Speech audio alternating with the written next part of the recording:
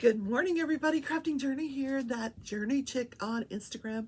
Welcome to Crafting and Crime Daily, the daily show where I chit-chat a little bit about my life, give you the national day, talk about crafting and the latest true crime trial, tell you this day in history, and leave you wanting more for the next day. I post daily, so please consider subscribing. Ring the notification bell so you don't miss a single episode. All the episodes are playlisted based on the name of the trial, and each episode is numbered. And I have got a very dirty job for the like button coming up here soon. So make sure you hit the like button before you leave. Okay, let's get started. So a lot of you know how much I love yarn, and I recently made my sister a blanket where I used 9 skeins, or 8, yeah, 3, 6, 9, 6, I don't know, 9 skeins of a 6-weight yarn. So I had a lot of room for more yarn. So I got some more yarn. Little Knits, which you can go to littleknits.com on Google it. They were having a warehouse sale. Bag a Day came on, and it's like, Little Knits is having a warehouse sale. This is a company known for really high-end yarns. I had never ordered from them. So I said, oh, I need to place an order because I want to see what it's like, these high-end yarns. So here's what I got. I didn't spend a lot of money, but let me open it.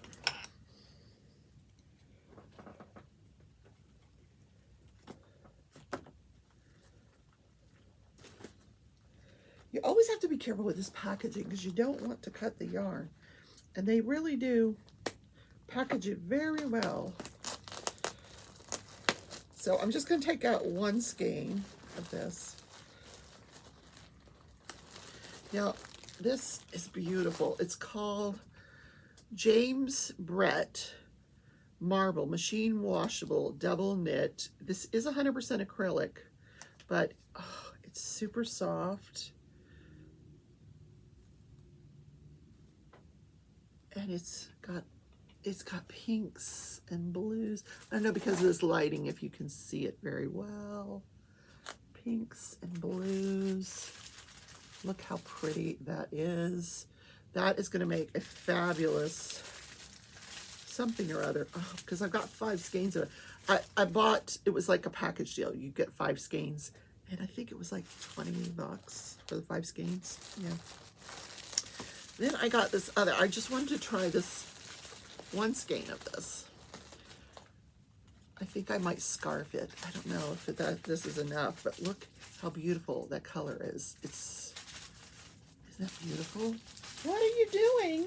No. Stitch is opening the drills. No, we're not going to do that. All right, so this is called Lang Yarns Merino. So this is Merino Fine Superwash, sheep friendly. Oh.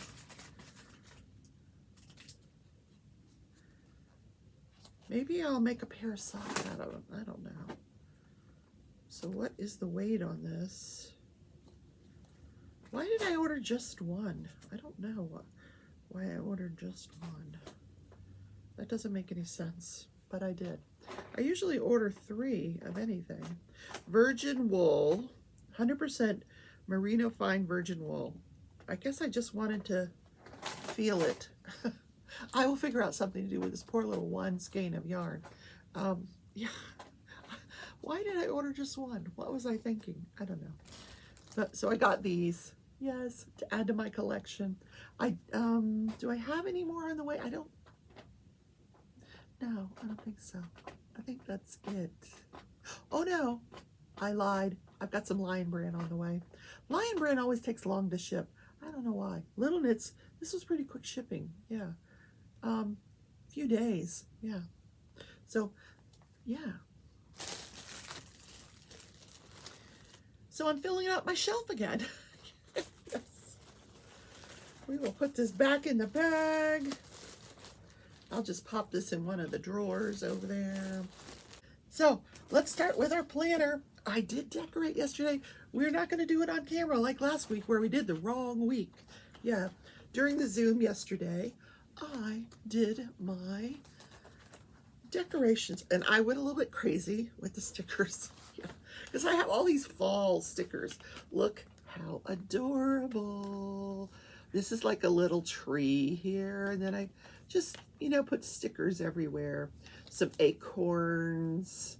This says, I don't know, I can't read it. I can't read backwards, but I'm ready to go. This one says the weekend. Yep. Oh, it says DIY life. And I have a little ball of yarn here. Payday. I put a cup of coffee on today because Monday is always free coffee at Dunkin' Donuts. I did not realize they changed the name. It's not called Dunkin' Donuts anymore. It's just Dunkin'. So, free coffee Monday at Dunkin'. Then over here I put too many crafts, too little time. How true is that? Okay. And then here, pumpkin everything, then an almond, autumn. And I don't know if you guys noticed, I put a little squirrel right here. Isn't he adorable? Yeah, so, yeah, I went a little crazy. All right, do we have a pen? We have a pen. Yes, we do. Okay. Oh, such a busy weekend. My goodness. Celebrating 2,000 subscribers. Yeah, did I even write that in the calendar? Like the day that I hit 2,000 subscribers? I need to put that on. It was on Friday. Here, look. 2,000 subscribers. Woohoo! And I'm well on my way to the next milestone. I am so excited. I am glad you guys are enjoying the content. Really am. Okay, so today is National, you're going to love this, so is the like button, Clean Out Your Refrigerator Day. Clean out the refridge. And we got a murder mystery to talk about this day in history. Yep. We like one of those every now and then. Okay, so that's our planner. Let's talk about Adele last night. OMG.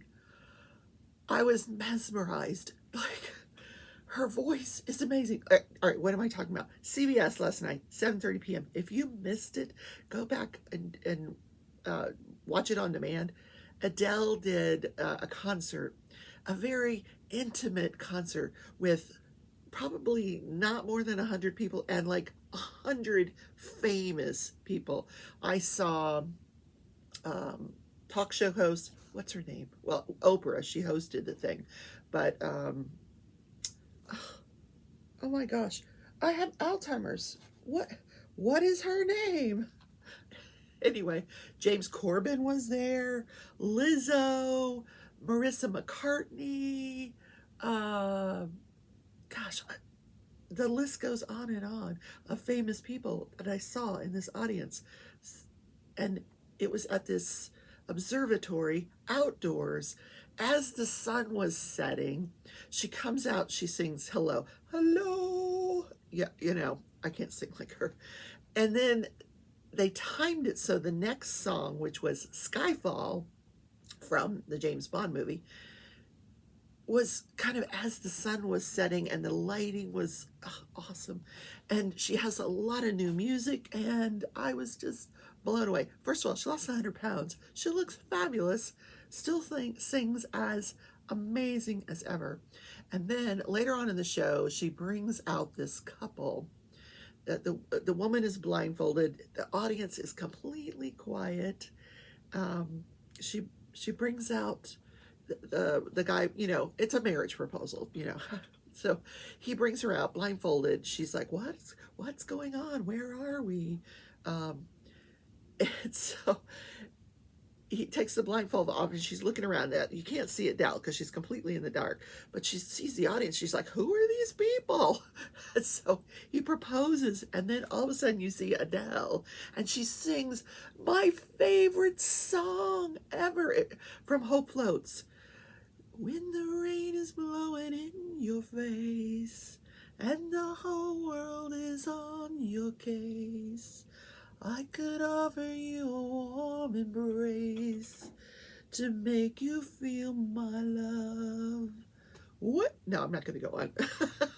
I can't get the high notes. I love that song. And of course she said yes, and they got to sit in the front row for the rest of the concert. You know, I'm just loom knitting away during the commercials, and just, it was so good. So good. Okay, I can't say enough how good it was. It was so good. Then during the commercials, we find out sometime this week or maybe next weekend is Lady Gaga with Tony Bennett. I'm like, what? I love Lady Gaga. My favorite. Another one of my favorite musicians, Chris Daughtry. Remember I said I had seen him recently here locally, and I was going to go one state over to Colorado. The end of November, he was doing a concert, new concert tour for his new album, and I was going to go see him until I saw the price of the tickets. Yeah, they're pretty steep. And then I was like on the site looking at tickets, and my girlfriend, my coworker, she's like, where is this concert at? So I tell her where the concert's at, because she used to live in Colorado. She tells me, not a good neighborhood, stay in a hotel somewhere away from the venue. I'm like, oh, okay, good to know. So I should be diamond painting while I'm chit-chatting. So in any case, concerts canceled or put on hold. Chris Daughtry's daughter, 25-year-old, it was actually stepdaughter, his wife's daughter from another marriage, but he raised this girl from a very small age. If you think back to his American Idol audition, you may have seen the little girl and her mom. So anyway, she's 25 years old now. They found her murdered on Friday, and that's all we know about that. We don't know what the injuries were. How devastating. Just devastating for Chris Daughtry. And I'm so heartbroken for him. Now, he has a set of twins by the same woman that are 10 years old, but the whole family must just be torn apart. Yeah, just heartbroken. Anyway, let's get some drills. Where are my drills? Oh, I know where they are. Meet Jorge. We named him yesterday. I called him Horge because I didn't know you were supposed to pronounce the J with the ha sound. So Jorge, yeah, Horge.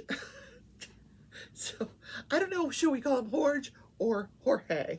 I like Horge, but anyway, here he is, Horge the gnome. Lighten up because he's got 2,000 subscribers. Okay, yeah, enough about that. So last night I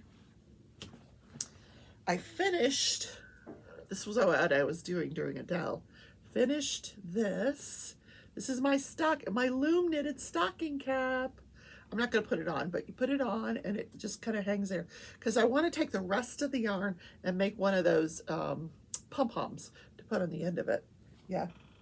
But don't you love the colors? This is one that I started at the retreat. Now, this is not mistakes here. This is actually just the dye. This is a yarn that I got by Hirschner's. It's a 5-weight, bulky, and it is super soft. It's 100% acrylic, but oh, super soft and stretchy. And like, if you don't want to wear it as a stocking cap, you just wear it as a scarf. No, but the cats helped me. Yeah, I don't know where they are today. They seem to have disappeared. Let's see if we can find some drills here. When the rain is blowing in your face. Okay, I found some drills that I need. I don't know if I'm ever going to finish this painting. I'm also doing 3 paintings at the same time. Over the weekend, I worked on the rainbow painting that I'm giving to my granddaughter for Christmas. I got the second row, the orange row done. I had the red row, the orange row are done. And I calculated it out. If I finish one strip of color each weekend. I will be done in plenty of time to get it framed, or to frame it and then get it to her for Christmas. Yeah. We're gonna need light pads for this one. Oh yeah. Oh yeah. And then the other one is the mystery diamond painting, which is so much confetti. 23 different colors of green. Like, who knew that green, which I think is an ugly color anyway, came in 23 colors. Sorry, Tia, I know you love green, but yeah, little. But when it's done, it's beautiful. I can see that it's a Christmas wreath in some form or fashion. There's a Christmas wreath in the picture. I hear the kittens in the kitchen. What are they up to? What are they up to? So today is National Clean Out Your Refrigerator Day, and I am going to make the like button clean out mine while I'm at work, because why not? Let him do the dirty work. Don't forget to hit the like button. Yeah, we're getting ready for a big holiday, guys. Thanksgiving is coming up. We need room to put that turkey, all the leftovers, and like, you do not want to open your refrigerator after you finish your Thanksgiving meal and go, where am I going to put all this stuff? So today is the day that we get a big bucket of soapy hot water, take everything off of every shelf, clean it all with the hot soapy water. Make sure you clean underneath of everything too, because that's dirty too. Do you know what the dirtiest part of the refrigerator is? The drawer where you're keeping all the vegetables and the, you know, I have the cheese drawer. My vegetable drawer has water in it. I don't put any vegetables in the vegetable drawer. Most of the vegetables that my sister and I buy are fresh vegetables that we just keep in a dry place. We don't refrigerate it. But yeah, throw out anything that you cannot identify, because as we add new stuff to the front of the refrigerator, the old stuff gets pushed to the back. So we need to get all the way to the back and throw that stuff out. If it's expired, if it says use by, and that date has gone, throw it out, okay? Now, if it says sell by, that's a different thing. That just means the stores can't sell it after the date. It doesn't mean it's not still good. But if it says use by, get rid of it. Yeah. Especially like the condiments, you know. How old is the ketchup? I don't use ketchup often enough. So I gotta look. Now, if you're using ketchup all the time, it's not a big deal. But I know I've got maybe some salad dressing bottles that, you know, need to get chucked, because I don't eat salad that often. So today's the day to do it. And Jean, if you're watching, my sister, help the like button out, like open the refrigerator for him so he can get started. Yeah. This is the day. Okay, where is the symbol? My poor little, I need to change the wax in this. Yep, I do. Because I was just doing like four-placing, checkerboarding that strip of rainbow, because it's just one huge block of color, which I love because it makes it go super fast. Let's talk about what you came here for, crafting and crime. First of all, the Kyle Rittenhouse case. Now, I'm not following that terribly closely. I would like to listen to the closing arguments today, so I can bring you those tomorrow. And I would like to bring you the verdict live, if it's not like after I go to sleep. Then I won't know about it. But I understand that, you know, they, on Friday, they used the day to argue about the closing instructions. The judge will always give instructions to the jury on the law, and they were arguing about lesser included charges. Clearly, the prosecution is worried that they have not met their burden of proving that this Kyle Rittenhouse is guilty of intentional murder. So, because his defense is like, I was defending myself, self-defense. So they were arguing that. Now, I don't know what the outcome is, you know, whether the judge is actually going to let them add those charges in and give the jury instructions on those charges. We'll find out today. But then it would not surprise me if they do get instructions on those charges. And I don't know what those charges are. I think manslaughter or something like that. But then he may be found guilty on one of those lesser charges.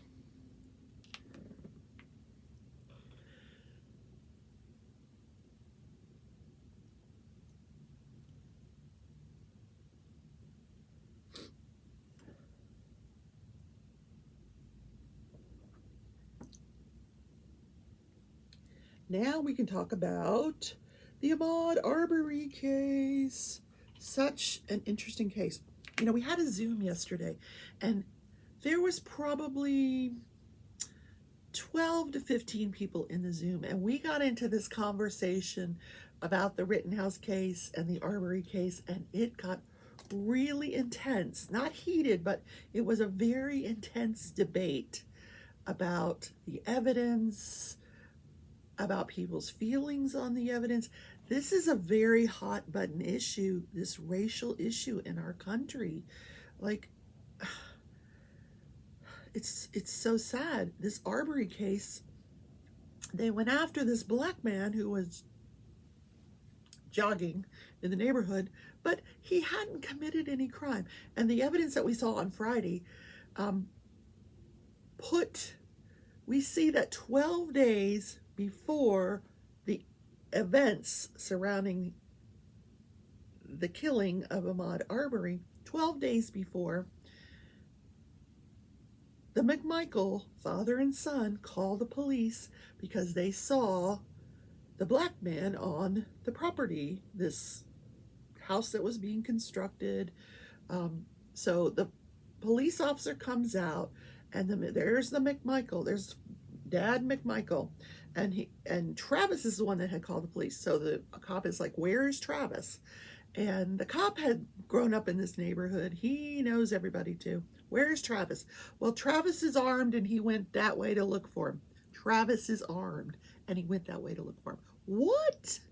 So the officer explains, first they go in the house, or the officer goes in the house, and we get to see the body cam footage where he's got his gun drawn and he's searching the house to see if the guy's still there. He's not still there. He's gone. Nothing has been disturbed. He gets the homeowner on the phone, because by now this cop has been there several times. The homeowner has the guy's cell phone number. He's got the guy's cell phone information, because the homeowner just automatically sends him footage when he gets footage of somebody at his house, including other people. So he calls the homeowner and he says, "Did you get any footage from tonight?"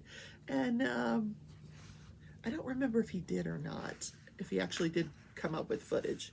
He may have. And again, you'll see Ahmaud Arbery, because we've seen several bits of footage where he was in and out of that house several times. He would just go in, walk around, let's just look around, and then he would leave. He never disturbed anything, never even touched anything.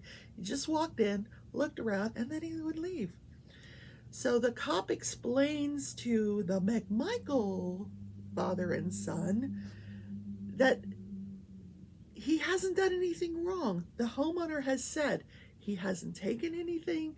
He hasn't, he didn't break in. He hasn't disturbed anything. He just walked through the home, as have many other people. And they talk about, well, what could you charge him with? Well, we could charge him with trespassing, criminal trespass, if the homeowner agreed to it. But here's what the cop said he would have done had he found Ahmaud Arbery that night. He would have found Ahmaud Arbery and explained to him, "Listen, you were on property that you should not have been on. If I find you there again, then we're going to consider it trespassing, and then I would have to arrest you for trespassing." But in other words, he would give him a warning. He would just tell him, "Listen," and he would probably try to find out, what are you doing there? Because he's not wanted for anything. He didn't do anything. And this is explained to the McMichael father and son 12 days before this rundown of the same guy. So they were on notice the day that they saw him that he had not done anything. But their instinct, that's what the father said, well, our instinct on that day was he was running away from the house, that he had done something.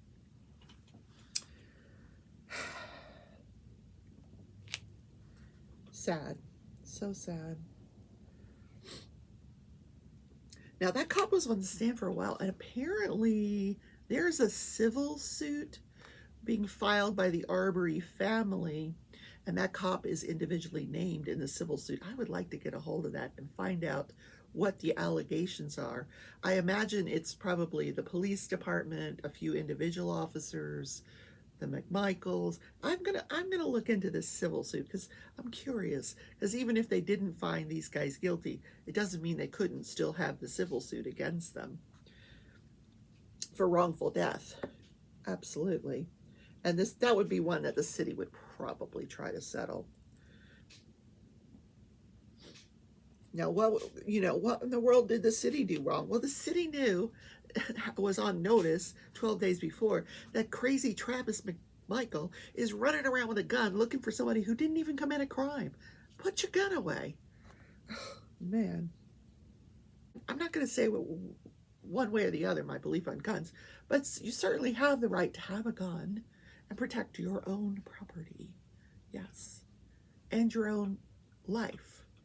But you don't have the right to defend somebody else's property. You weren't asked to do it. You're not, that was another question this guy was asked. Did you ever deputize these guys, so that they had the authority to go make a citizen's arrest? No, I did not. No. Interesting.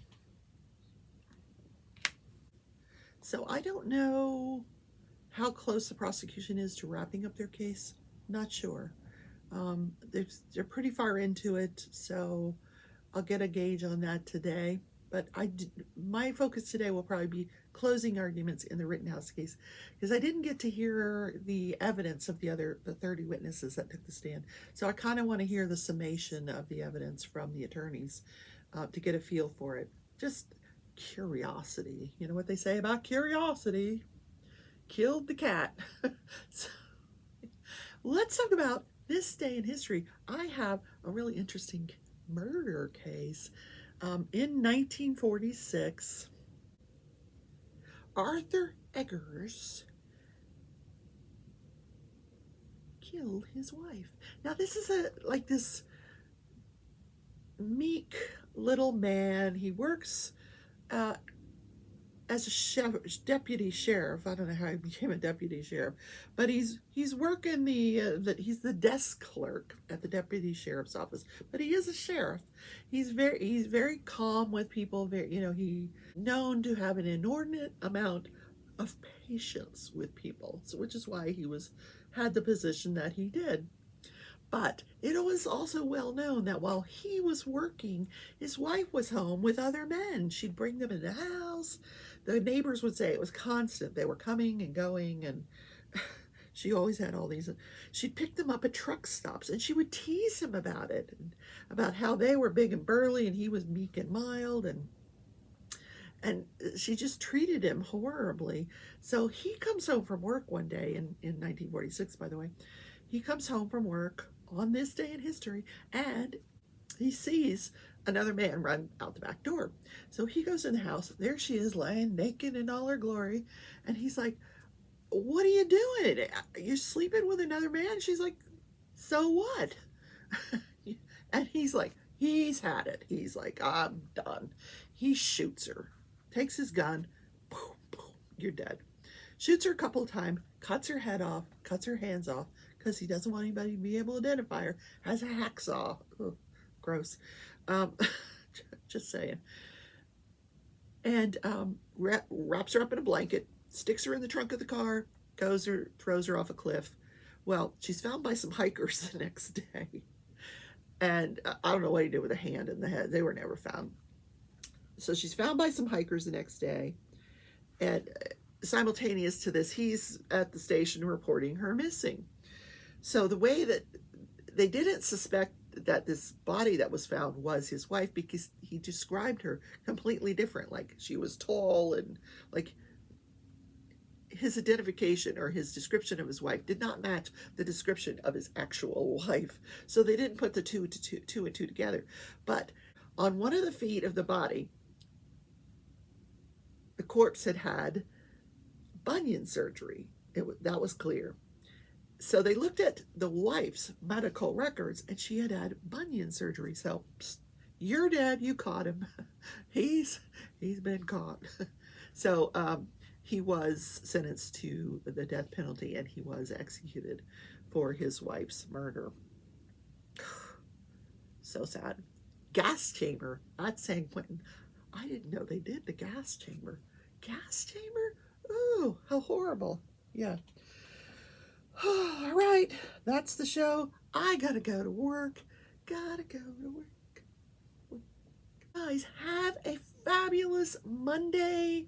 I will see you tomorrow in Crafting and Crime Daily. Don't forget to leave a comment. I love reading all your comments.